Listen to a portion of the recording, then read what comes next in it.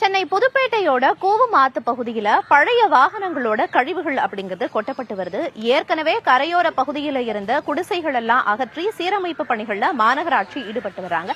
அந்த வகையில இப்ப புதுசா இந்த பழைய வாகனங்களோட கழிவுகள் கொட்டப்படுறதுனால அந்த இடமே சீரழிகிற ஒரு நோக்கத்துல தான் இருக்கு.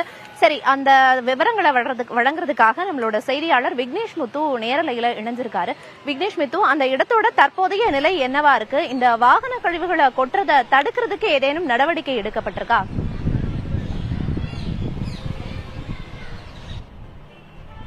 பிரியதர்ஷினி, நம்ம சென்னையோட அடையாளமாக இருக்கக்கூடிய கூவமாற்றில தான் இருக்கும். புதுப்பேட்டையில இருக்கக்கூடிய இந்த தெற்கு கூவம் எல்ஐசிக்கு பின்னாடி இருக்கக்கூடிய 2 கரை ஓரங்கள்ல வாகன கழிவுகள், கட்டிட கழிவுகள் மற்றும் குப்பைகள் அதிக அளவில் கொட்டப்படுகிறது. இதன் காரணமாக இந்த 2 பக்க கரைகளிலும் கரைகள் பாதிக்கப்படுகிறது. மேலும் தண்ணீர் செல்ல முடியாத ஒரு நிலைக்கு தள்ளப்பட்டு இருக்கிறது. ஏராளமான அந்த மாடுகள் உள்ளிட்டவர்களும் இங்கு மேயக்கூடிய காட்சிகளை நம்மால் நேரடியாக பார்க்க முடிகிறது. இதன் காரணமாக ஏற்கனவே இந்த 2 கரை ஓரங்கள்ல தடுப்பு சுவர் கிட்டத்தட்ட 200 மீட்டர் அளவுக்கு கட்டப்பட்டிருந்தாலும் சிலர் வேண்டுமென்றே இங்கு இருக்கக்கூடிய அந்த கழிவுகளை நேரடியாக வந்து கொட்டிட்டு போறாங்க. அவ்வப்போது இந்த கழிவுகளை மாநகராட்சி ஊழியர்கள் நேரடியாக வந்து சுத்தம் செய்யறாங்க.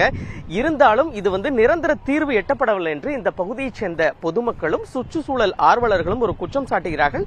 நாம் நேரடியாக இது சம்பந்தமாக நீர்வளத்துறை அதிகாரிகளை தொடர்பு கொண்டு கேட்டபொழுது தொடர்ச்சியாக ஆக்கிரமிப்புகள், அதாவது குப்பைகளை அகற்றி வருகிறோம், ரோந்து பணிகளை மேற்கொள்வதாக தெரிவித்த அதே நேரத்தில் நம்ம இதற்காக சென்னை மாநகராட்சி அதிகாரிகள், காவல்துறை கண்காணிப்பாளர் மோகன்ராஜிடம் பேசும்பொழுது மாநகராட்சியோட நாம் நேரடியாக இணைந்து இந்த பகுதியில் அதாவது கண்காணிப்பு கேமராக்கள் அமைக்க போறோம், அதே நேரத்தில் கூடுதலாக ஒரு ரோந்து மேற்கொள்ள இருப்பதாக தெரிவிச்சிருக்காங்க.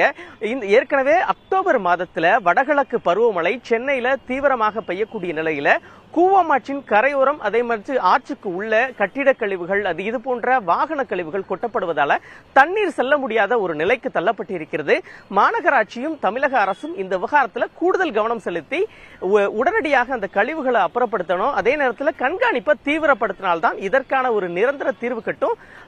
மழைக்கு முன்னதாக இந்த பணிகளை துரிதமாக செய்ய வேண்டும் என்ற ஒரு கோரிக்கையை தற்பொழுது தெரிவிச்சிருக்காங்க. பிரியதர்ஷினி,